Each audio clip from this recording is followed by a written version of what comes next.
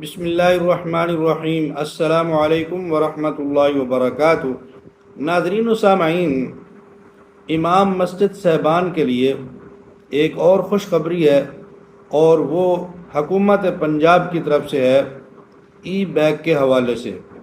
امام مسجد صاحبان کو حکومت پنجاب اعزازیہ کارڈ کے ساتھ ساتھ ای بیگ بھی آسان قسطوں پر بلا سود دینا چاہتی ہے۔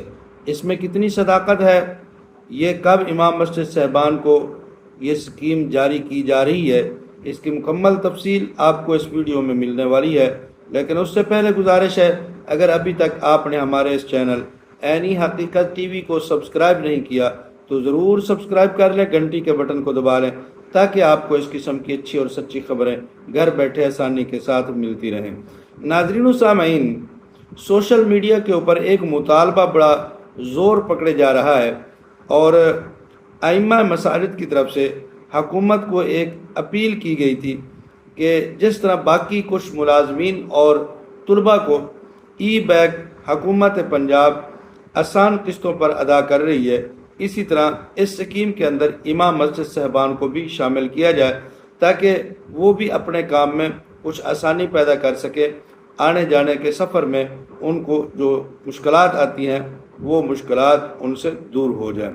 تو کیا یہ مطالبہ حکومت پنجاب کی طرف سے مان لیا گیا ہے، یا امام مسجد صاحبان کو اس سکیم کے اندر شامل کیا جا رہا ہے یا نہیں، اس میں کتنی صداقت ہے؟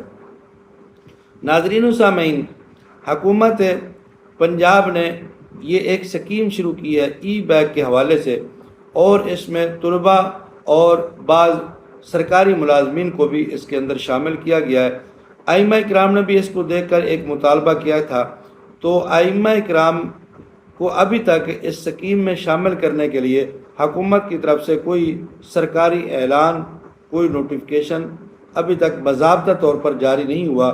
لیکن سننے میں یہ آ رہا ہے کہ اعزازیہ کارڈ کے ساتھ ساتھ ائمہ مساجد کو اس سکیم میں بھی شامل کیا جائے گا، اور ان کو بھی ای بیگ بلا سود آسان قسطوں پر دی جائے گی۔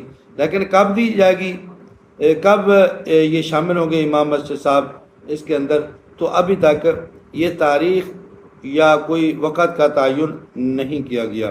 لیکن اس کے ساتھ ساتھ کچھ ائمہ اکرام جو ہیں اس کی بڑھ چڑھ کر مخالفت بھی کر رہے ہیں، جیسے اعزازیہ کارڈ کی بہت سارے امام مسجد صاحبان نے کی تھی مخالفت، اور اعزازیہ کارڈ بھی ابھی تک انہوں نے نہیں حاصل کیا۔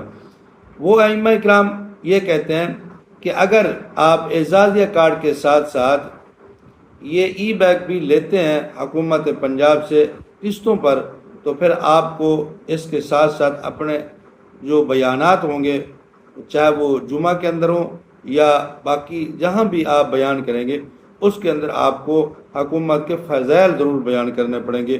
حکومت کی مخالفت میں آپ کوئی بیان نہیں دے سکیں گے، آپ ایک طرح سے پابند ہو جائیں گے کچھ اعزازیہ کارڈ کی وجہ سے، اور باقی رہی صحیح کسر جو ہے وہ یہ ای بیگ سکیم نکال دے گی۔ تو ائمہ کرام جو ہے وہ اپنا جو فرض ہے ان کا منصبی، وہ اس کو صحیح طرح سے نبھا نہیں سکیں گے، صحیح طرح سے ادا نہیں کر سکیں گے۔ تو اس لیے ائمہ کرام کو اس سکیم کے اندر شامل ہونا ہی نہیں چاہیے۔ ابھی تک حکومت نے تو اعلان نہیں کیا، لیکن جب حکومت اعلان کر دے تب بھی ائمہ اکرام اس کے اندر بالکل شامل نہ ہو۔ اگر ائمہ اکرام شامل ہو جاتے ہیں، ائمہ مساجد شامل ہو جاتے ہیں، تو ان کے لیے مشکلات بڑھ جائیں گی اپنے منصبی فرائض کو پورا کرنے میں۔